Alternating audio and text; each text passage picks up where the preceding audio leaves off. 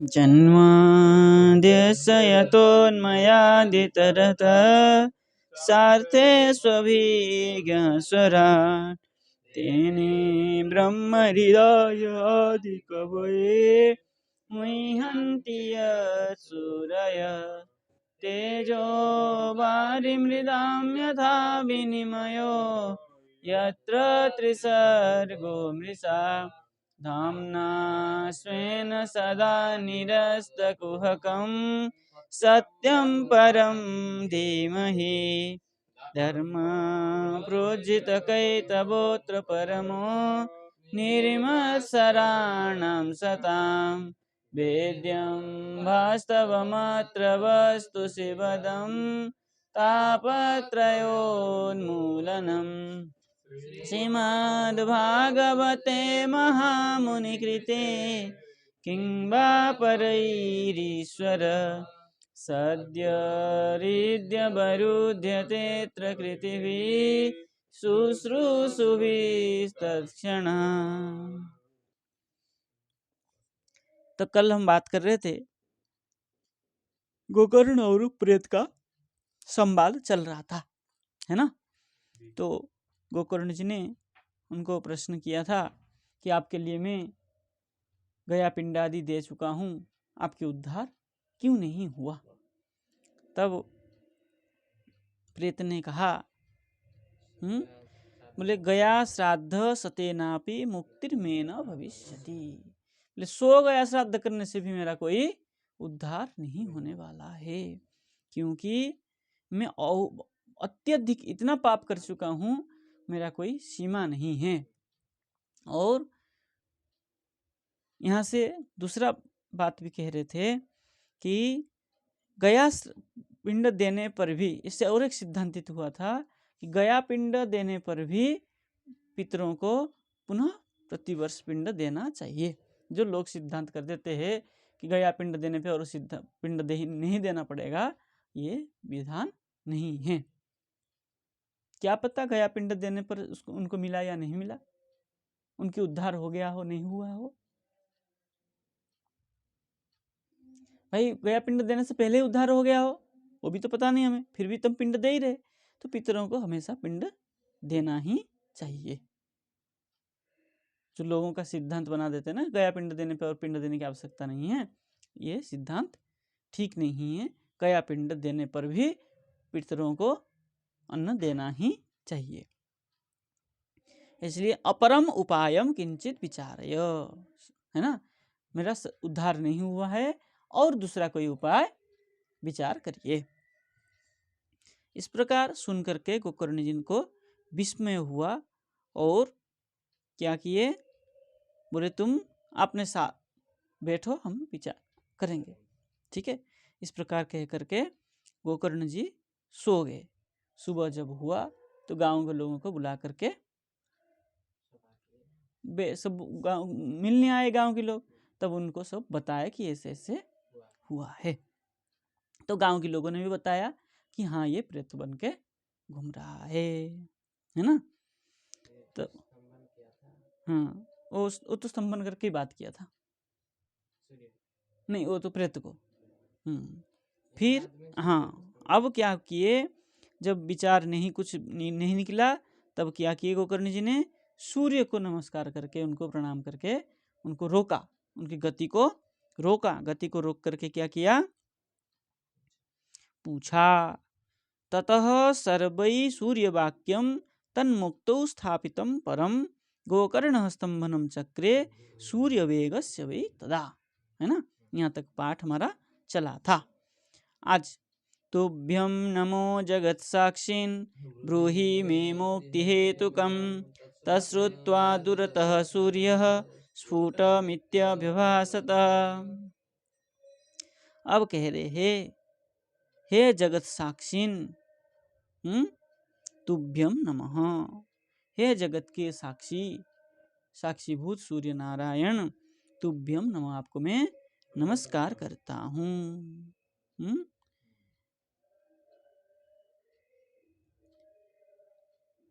मुक्ति हेतुकम मैं ब्रूहि, मुझे मुक्ति के कारण बताइए। क्या करने से मुक्ति लाभ होगा, ये मुझे बताइए। मुक्ति कैसे प्राप्ति होगी, मुक्ति प्राप्ति के उपाय मुझे बताइए।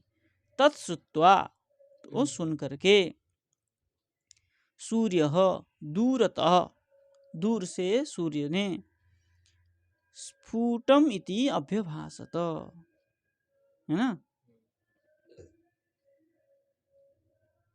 स्फुटम,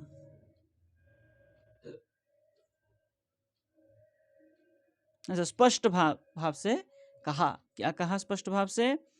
श्रीमद्भागवतान् मुक्ति सप्ताहं वाचनं कुरु इति सूर्यवच सर्वै धर्मरूपं तु विश्रुतम्। बोले श्रीमद्भागवतान् मुक्ति, श्रीमद् भागवत से मुक्ति प्राप्ति होगी, अतः सप्ताहम वाचनम कुरु, श्रीमद् भागवत सप्ताह के वाचन करो। इति सूर्य वचः, इस प्रकार सूर्य जी के, सूर्य भगवान के वाणी को सर्वै धर्म रूपम तु सर्वै ही विश्रुतम, धर्म रूप जितना भी धार्मिक पुरुष थे सबने सुना। क्योंकि देवताओं के वाक्य को केवल धार्मिक ही सुन सकते हैं, सबको कर्णगोचर नहीं होगा। सर्वे ब्रुवन् प्रयत्नेन कर्तव्यं सुकरं त्विदं गोकर्ण निश्चयं कृत्वा वाचनार्थं प्रवर्तितः, है ना। सर्वे अब्रुवन्, सबने कहा, क्या कहा? बोले इदं तु सुकरं कर्तव्यम प्रयत्नेन कर्तव्यम, इदं तु सुकरम प्रयत्नेन कर्तव्य, ये जो कार्य है, हाँ शुभ कर्म है, शुभ कार्य, शुभ कार्य,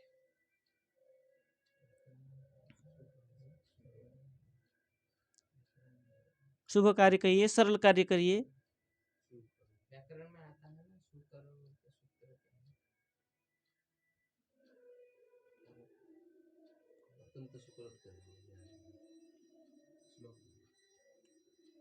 भागवत का श्लोक थोड़ा अत्यंत सुकृत्य, व्याकरण के नहीं।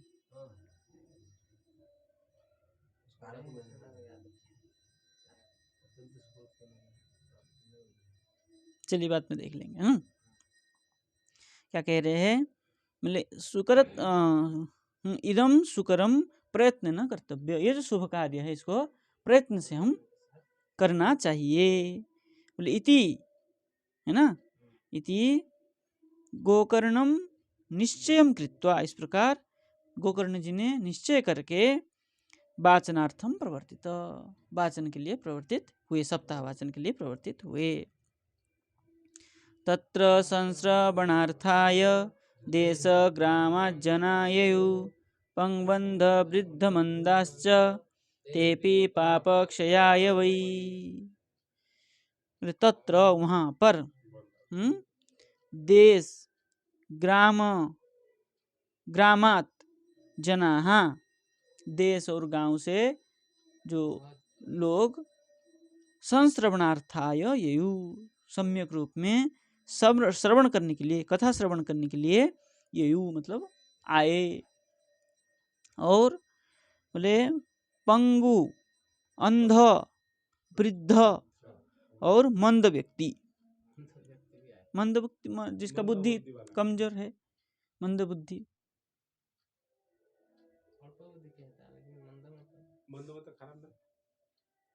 गुंडा बदमाश जिन्होंने पाप किया है, वो भी पाप छूट जाएगा उसी के उद्देश्य में वो भी आए। तेपि पाप क्षयाय वै। देखिए पंगु होता है, वो तो पूर्व जन्म कृत पाप को लेकर पंगु होके आया है। अंध भी पूर्व जन्म कृत पाप से ही हुआ है। और वृद्ध तो फिर स्वाभाविक है, वृद्ध तो होता ही है, मनुष्य, प्रत्येक मनुष्य को वृद्ध होना ही है, पाप किया है। मंद व्यक्ति, इसलिए मंद व्यक्ति कहा, जो किया है जो कुछ पाप, पापी को अपने मन में हमेशा बना रहता है कि मैंने फलाने को मारा था, वो पाप बना था, मुझे आज न कल भोगना ही पड़ेगा।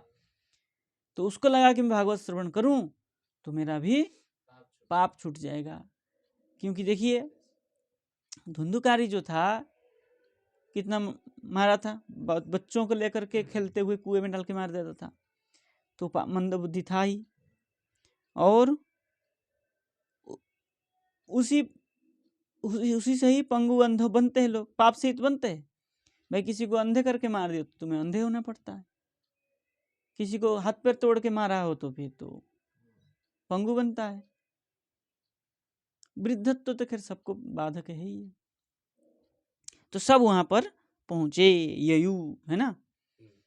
समाजस्तु महंजातो देव विस्मयकारकः यदेवासनमास्थाय गोकर्ण कथयत कथाम। बोले समाजस्तु, समाज में देव विस्मयकारक महान जात, देवताओं को जो विस्मय करने वाला जो कार्य है वो ऐसे महान कार्य जात,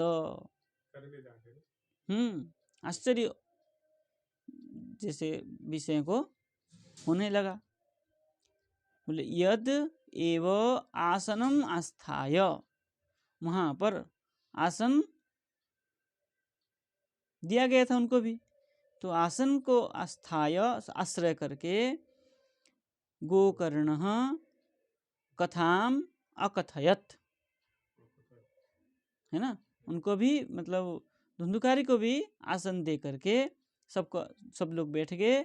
उसके बाद आसनम आस्थाय मतलब कोई उच्च आसन आदि में आश्रय करके गोकर्ण जी ने, भाई कथा वक्ता का तो थोड़ा अच्छा में आसन में बैठना पड़ता है, बाकी लोग तो कैसे भी बैठ ले, तो कोई आसन को आश्रय करके गोकर्ण जी ने कथाम अकथयत, कथा को कहना प्रारंभ किए। कथा कहा, अकथयत मतलब कहा, लेकिन कथा प्रारंभ किए से।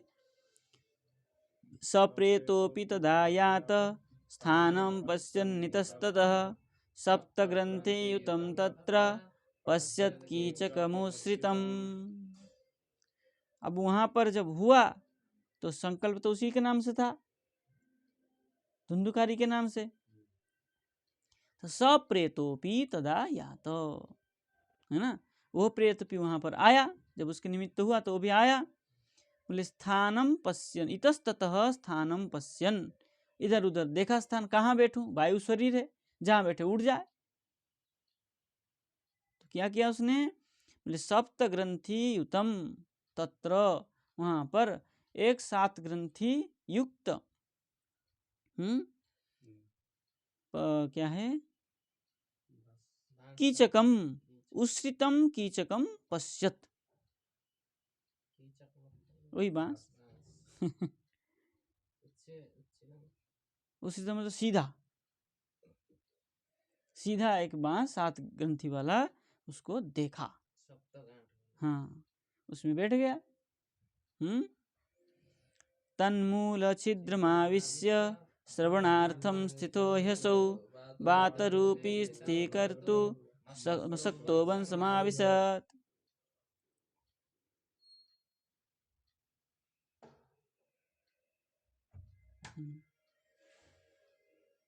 तब क्या किया उसने, तन्मूल छिद्रमाविश्यम, उसके जो नीचे छिद्र था उस छिद्र में क्या किया, प्रवेश करके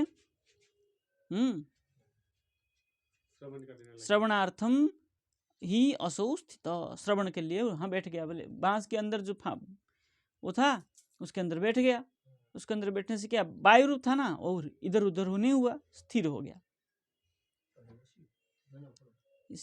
क्यों बैठा, बोले स्थितिम कर्तुम, बात रूपी स्थितिम कर्तुम, वायु रूप था, वायु भी शरीर है ना प्रेत का, वायु भी शरीर होने से उसको स्थित करने के लिए वंशम आविशत, बांस के अंदर घुस गया, वो तो छिद्र था उसके अंदर जाकर घुस गया तो वहां स्थिर हो गया।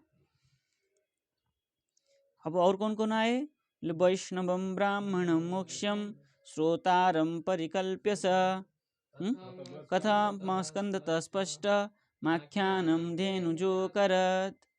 बोले वैष्णवम ब्राह्मणम मुख्य श्रोतारम स परिकल्प्य, स गोकर्णः वैष्णवम ब्राह्मणम मुख्य श्रोतारम परिकल्प्य, इस प्रकार परिकल्पना करके श्रोता बना करके सबको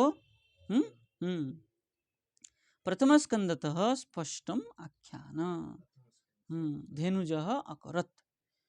धेनुजः गोकर्णः प्रथम स्कंद से स्पष्ट रूप में व्याख्या करना प्रारंभ किए। अकरोत जो होते हैं भागवत में पारायण करने वाले और एक व्याख्या करने वाले, तो ये गोकर्ण जी ने क्या कर रहे थे? व्याख्या कर रहे थे ना? उस समय तो सब संस्कृत समझ ही रहे थे, सिर्फ पारायण करना, केवल स्पष्ट रूप में पारायण ही कर लेते थे। जैसे आज गीत गाने से सब समझते हैं, हिंदी भजन गाया जाए नहीं समझते, उसको व्याख्या करने की आवश्यकता नहीं रहती है ना। तब ऐसे था। इतना बढ़िया ऐसे संस्कृत गाते थे। हाँ, लोग सुनते समझ, उसका तो उस समय तो भाषा ही संस्कृत थी ना। जैसे पैर संध है ना बंगाली में, समझ जाती। तो भाई हम अगर हिंदी में कोई बात करेंगे तो सबको ही समझेंगे, है कि नहीं? हम लोग हिंदी में बात कर ही रहे, अगर कोई हिंदी में गीत गाए तो जल्दी जल्दी गा ले, भले ही नहीं समझ में आए, स्पष्ट रूप में गाएगा तो समझ में आता ही है। लय क्रमबद्ध से गाया जाए तो समझ में आता ही है। तो ये लोग लय क्रमबद्ध से गाते थे, संस्कृत भाषा तो थी ही उनकी सबकी। इसलिए तो सुबह 2-3 घंटा, शाम को 2-3 घंटा करने से हो जाता था। 5-6 घंटे पाठ की विधि है, सुबह 3 घंटा, शाम को 3 घंटा, तो 6 घंटा मूल पाठ ही तो होता था। लेकिन लय क्रमबद्ध से आराम से पढ़ते थे, वही व्याख्या स्वरूप हो जाती थी। इसलिए कहा है ना स्पष्टम आख्यानम। दिनांते रक्षिता गाथा तदा चित्रम बभूवः वंशेक ग्रंथि भेद भूत सशब्दम पश्यताम सताम। दिनांते एक दिन के बाद, दिन के अंत में, तदा नहीं, तदा दिनांते, तदा दिनांते तब दिन के अंत में, गाथा रक्षिता चित्रम बभूव। ठीक है, बोले गाथा रक्षिता, गाथा मतलब घाट में जो बैठे हैं, गाथा मतलब गाने वाला। अरे गाथा मतलब कथा, भागवत श्रीमद् भागवत को जो गा रहे थे उस गाथा को रक्षिता, रक्षिता मतलब विश्राम किए। कथा जब विश्राम हुआ तब चित्रम बभूव। नहीं, सब देखे नहीं, चित्र मतलब आश्चर्य, विचित्र, विचित्रम बभूव, कुछ आश्चर्य बात हुई। क्या हुई? तो हाँ, विचित्र मतलब वही, चित्र मतलब विचित्र, आश्चर्य बात हुई। तो क्या आश्चर्य हुआ? बोले वंशेक ग्रंथि, हाँ, बांस का ग्रंथि भेदो अभूत, भेद, हाँ नहीं, भेद मतलब भेद अभूत, उसको आगे बढ़ा हुआ, भेद हुआ मतलब टूटा, है ना। तो सशब्दम सताम पश्यताम, उसमें जो शब्द निकला, जब भेदन हुआ तो शब्द तो होगा ही। शब्दम अभूत, शब्द हुआ, सबने उसने सुना।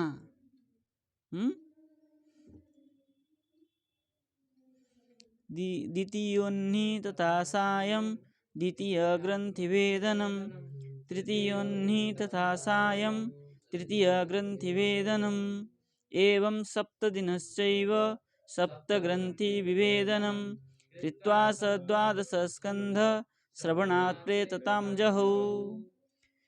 तो प्रथम दिन, द्वितीय दिन में प्रथम दिन में फूटा, ऐसे द्वितीय दिन में भी शाम को दूसरा गांठ फूटा, तृतीय दिन शाम को तृतीय ग्रंथि को भेदन किया, चतुर्थ में चतुर्थ को, पंचम में पंचम, 7 दिन में 7 ग्रंथि के बांस था, सातों ग्रंथि के बांस को भेदन करके वो क्या नीचे से घुसा था ना प्रेत, तो नीचे की ओर बढ़ता, ऊपर की ओर बढ़ता गया।